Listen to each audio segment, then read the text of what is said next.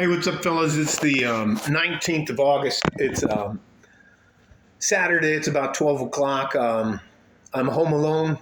My wife is going to go stay with her mom tonight, so I'm going to be watching the fights start at 4:30, as well as probably a bunch of movies that I really like a lot, like Fury with Brad Pitt and some of the John Wick and Jason Bourne stuff.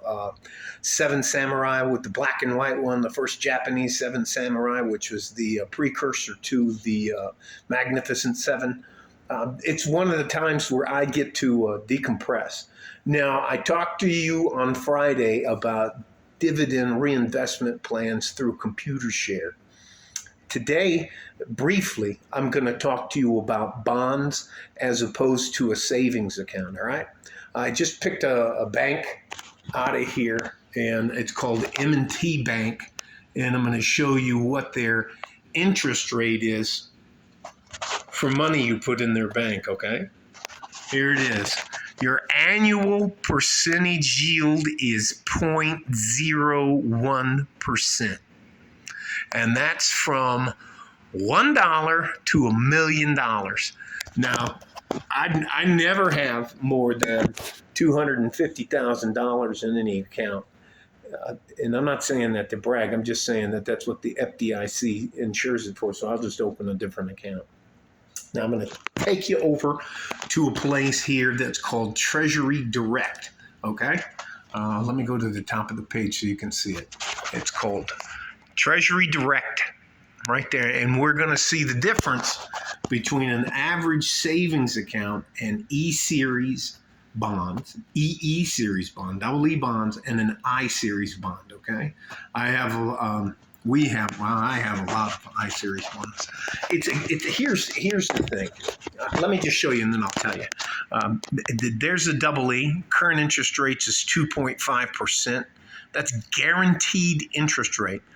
I bonds are 4.30%, and when I bought them the last time, they were over 7% of the bonds that I have. Now, it says the I bond rate that can change every 6 months is a combination of fixed interest rate and an inflation rate we calculate twice a year in November and May. One of the things I do all right, we're building our pyramid, okay? Our pyramid is first to get out of debt. And then we have to start paying ourselves first, 10% no matter what for the rest of your life, unless you're struggling. And if you're struggling, then you got to get yourself out of debt. If you're going to float yourself alone with a credit card, you use 24 of those days and you pay it off. So you can get about 3 weeks and 3 days out of the loan. You can float yourself alone, but you need to pay that back because I've seen some absolutely outrageous annual percentage rates, 25, 27% interest rate, and I think it can even be higher than that for the APR on a credit card. So you need to get yourself financially sound. First, we need to do is get ourselves out of debt. There isn't a reason in the world now to buy a car. You'll pay probably 8% interest on that loan. That's insane. Same thing with buying a house now. You're just going to wait, and we need to let the real estate markets come on back down. Same with the cars. Let the dealerships starve. Let them implode. I call them stealerships anyways. They're not trying to fucking help anybody. So anyways. First thing we're going to do is we're going to become self-aware. Where am I and where do I want to go? We're going to identify what phase of our life are in, our dreamer phase, our career phase, or our retirement phase. And then we're going to proceed from that. The next thing we're going to do is we're going to ask ourselves, when do I want to retire? And what do I want that part of my life to look like? Okay. I chose age 50. And that was my goal, to get out by age 50, and I made it. The other thing is we have to educate ourselves on money.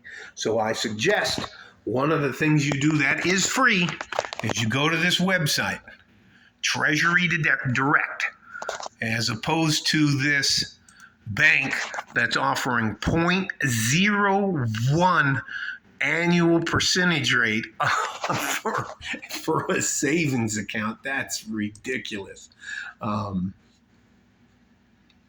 Here are, again, the E series bonds, 2.50.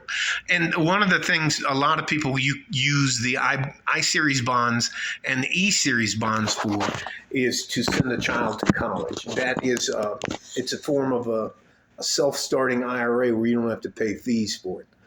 Meaning that if you use these bonds to fund a college education for yourself or somebody else, it's tax-free.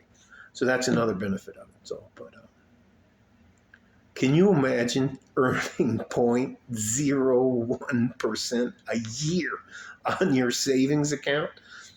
Hell no. All right. So first we're going to do is we're going to figure out, make ourselves aware of where we're at and what we're doing.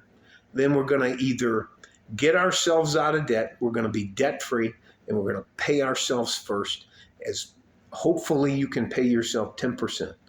Then we're going to start learning about money and how money works.